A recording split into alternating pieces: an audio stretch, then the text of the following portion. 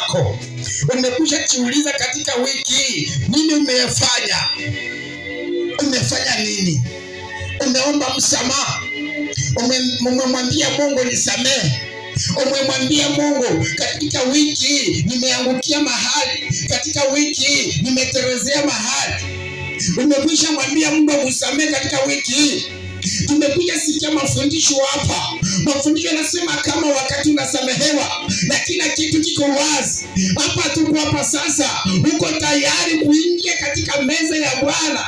Naomba kila mtu mahali hapa, ukiingia ndani ya moyo wako, umwambie Mungu, wiki hii nilifanya nini? Uliterezea wapi? Uliangukia wapi? Uliongea nini kwa mwenzako? Uliongea nini katika wiki? Ulifanya kitu kigani katika wiki? Ufunuo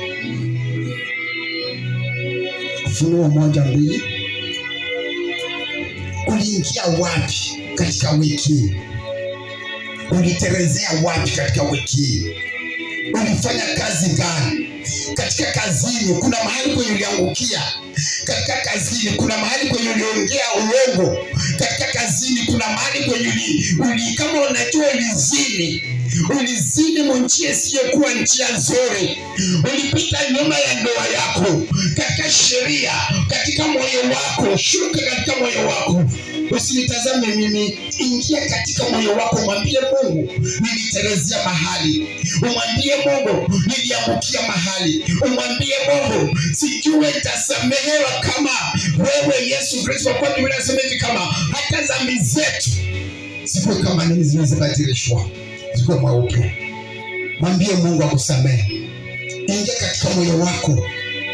Ingia katika moyo wako mpendwa. Uangalie wiki ulipita wapi? Uangalie wiki uliterezea wapi? Uliangalia wiki uliangukia wapi?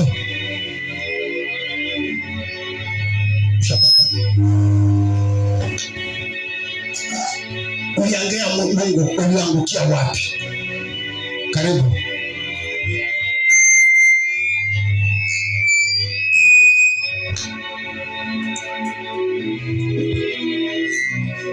Neno la Bwana linasema hivi. Ufunuo Yohana 1:2. Aliyeshuhudia neno la Mungu na ushuhuda wa Yesu Kristo, maneno yote aliyoyaona. Heri anayesoma nao wanaosikia maneno ya hii ni mwili yangu. Hii ni mwili yangu na damu yangu. Niko naambia wanafunzi wake, na wakati mtakaponikumbuka mfanye nini? Mfanye hivi. Na kwa sisi tunamkumbuka siku ya leo, ili tukesheni katika maombi, kwa kuwa shetani asinzie. Shetani anafanya mambo yake usiku kama mchana. Na ndio maana na sisi tunakumbuka hiyo siku ya leo, ili tukule mwili yake na damu yake, ili tupatie nguvu, ili tupatie mamlaka, ili tupatie uwezo wa kufanya kazi ya Mungu. Ili wakati shetani atakapojiinua, akute tuko na intervention, akute tuko na msingi katika moyo wetu, akute tuko na msingi ya kukaza, tusianguke. Yesu Kristo akamwambia wanafunzi wake, amkeni. Amkeni msilale. Amkeni msilale. Na wakati alipowaambia, wote waliamka. Na wale walipolala, mnajua kitu kilipowakuta. Na sisi tuko hapa kwa leo hii, mwili wa damu ya Yesu Kristo. Yesu Kristo ametuambia amkeni, tukule mwili yake na damu yake, ili tuamke, tufungue akili. Ili tufungue akili, tupatie maisha, tuponye magonjwa. Damu yake ni damu ni damu yenye inatuponyesha. Mwili yake ni mwili ya kutukinga. Mafundisho yanapita pena, sikia naongea. Mafundisho yanasema hivi, kama mwili wa Yesu Kristo ni damu, ni nguvu. Damu yake ni silaha kwetu. Na wakati kuna silaha kwake, wakati anaingia anapoingia ndani yako, si wewe tena ndio unaishi, na kwa ni yeye anaishi katika mwili yako. Na wakati mwili yake inachangana katika mwili yako, ujue kama mwili yako inakuwa inatakaswa. Sasa haiwezi ingia kwenye uchafu. Lazima ujitakase. Lazima ushimame umwambie Mungu, nimetakasika siku ya leo.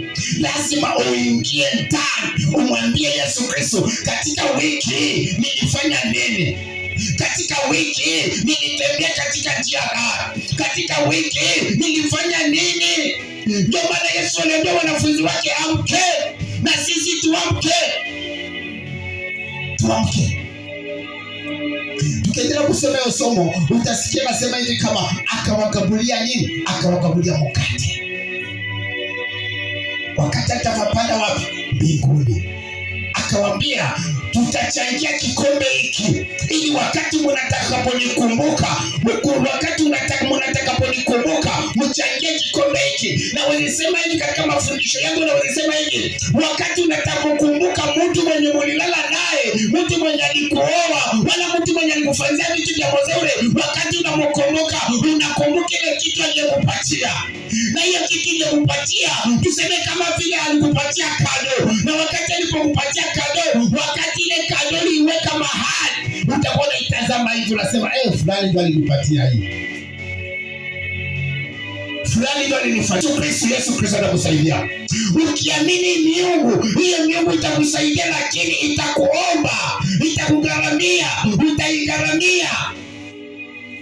Chochote utakapomwamini hapa Yesu Kristo hapa chini ya jua, na kile ndio kitakusaidia. Kama mimi naamini damu ya Yesu Kristo na mwili wa Yesu Kristo, ninaamini sampusa, hakuna kingine kitanisaidia.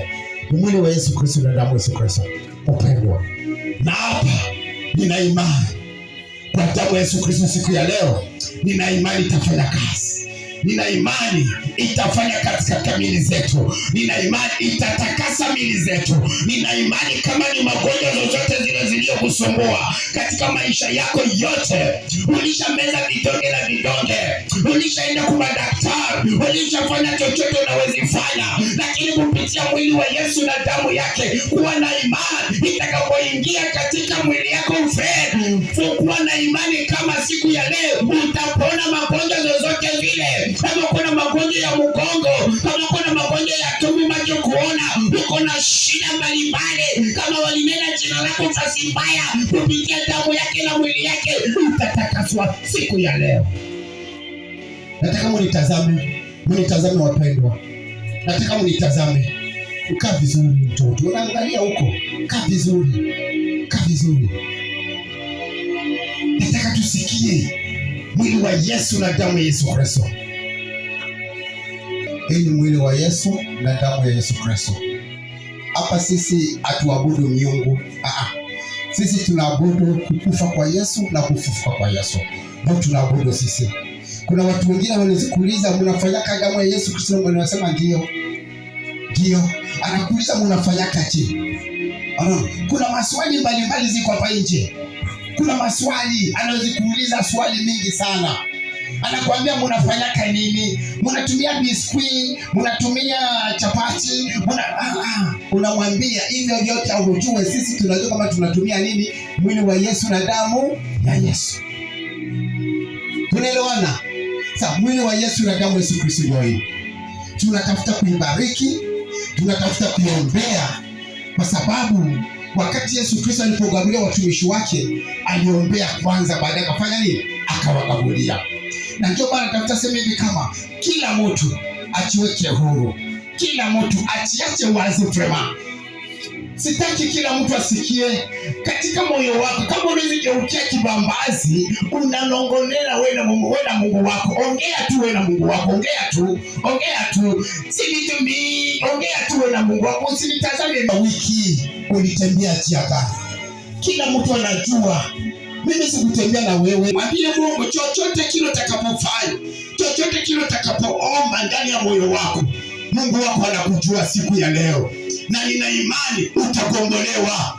Kama shetani aliyekunyang'anya nyota yako kupitia mwili na damu hii, nina imani nyota hii itarudishwa siku ya leo hii. Simama katika imani. Usitazame mwenzako.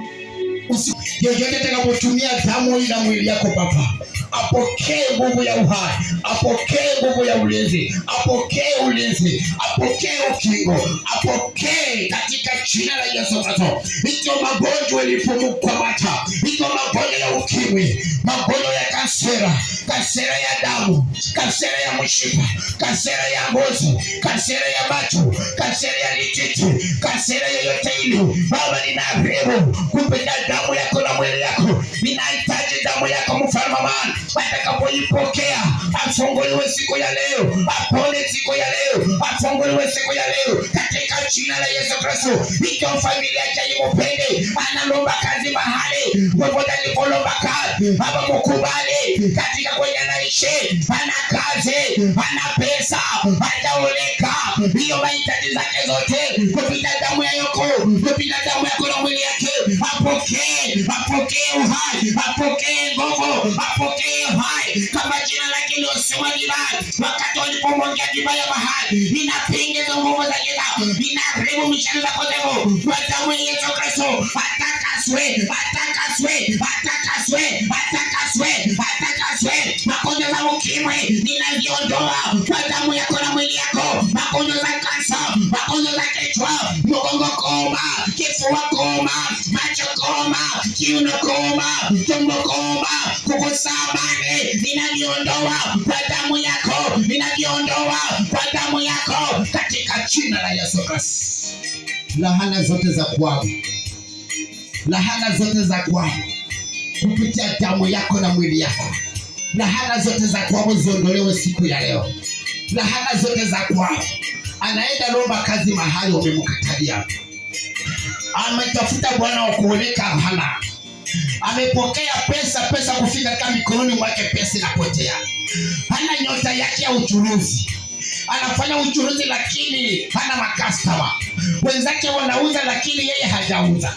Kwa damu yako na mwili yako afunguliwe siku ya leo, apokee nyota umasikini, kukosa pesa, madharau ya familia, madharau kwenye maisha. Baba, ninaondoa kwa damu yako na mwili yako, ninaviondoa siku ya leo. Iwe siku ya amani kwake, siku ya leo iwe siku ya uponyaji, siku ya leo iwe siku ya furaha kwake. Asante Baba yangu, asante rafiki wetu, asante mpendwa Baba, ninakuamini wewe Yesu Kristo. Tunatumia Bwana asifiwe sana. Haleluya. Amen. Maandiko haya, haleluya. Amen. Haleluya. Matthew 26:26. Kuna maswali mtumishi amesema hapo kwamba kuna wengine wanasema kwamba mbona wanatumia biskiti, mbona wengine wanasema vitu gani?